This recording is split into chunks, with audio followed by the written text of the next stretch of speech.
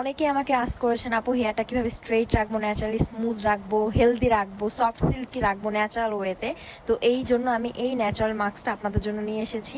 এইটা আপনার চুলটাকে যেমন হেলদি রাখবে, তেমন হেয়ারটাকে ফ্রিজ ফ্রি করবে, প্লাস হচ্ছে হেয়ারটাকে হেলদি সফট সিল্কি শাইনি রাখবে।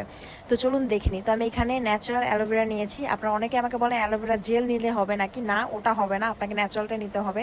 দেন নিয়েছি অ্যালোভেরা আর প্যারাশুট অয়েল। আমার কিচেনে চলে এসেছে, ওকে দিয়েও মিক্স করব। তো আমি ব্লেন্ড করার জন্য ব্লেন্ডারে দিয়ে দিচ্ছি। এটা কিন্তু আপনার হেয়ার স্প্লিট ইন্স দূর করবে, প্লাস হচ্ছে আপনার যাদের হেয়ার ভেঙে পড়ে যায় সেটা রিমুভ করবে, তারপর হচ্ছে ফ্রিজিনেস দূর করবে।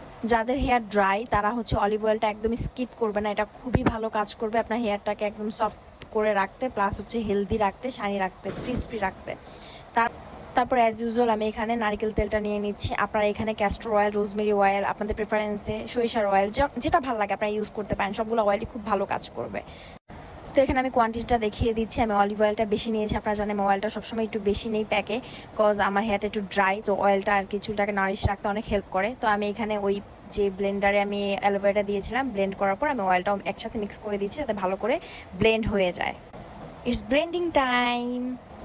আমি এখানে কোনো পানি ইউজ করিনি, কজ অ্যালোভেরা নিজেই তো পানীয় জাতীয় জিনিস, তো এই জন্য আমি এখানে কোনো পানি ইউজ করিনি। আর আপনার কনসিস্টেন্সিটা খেয়াল রাখবেন সব সময়। আমি বলে দিই যে কোনো প্যাক ইউজ করার মানে ব্লেন্ড করার সময় যেন কোনো রকম দানাদার না থেকে যায়, নয়তো কিন্তু চুলে বেজে হয় কি চুলে জট লেগে যায়। তো সবসময় খেয়াল রাখবেন, যত পাতলা কনসিস্টেন্সিতে আপনারা মানে ব্লেন্ড করতে পারবেন, যত সময় নিয়ে করতে পারবেন, তত আপনার হেয়ারে অ্যাবজর্ব হবে ফাস্ট, আর হচ্ছে চুলটা ছিঁড়ে আসবে না।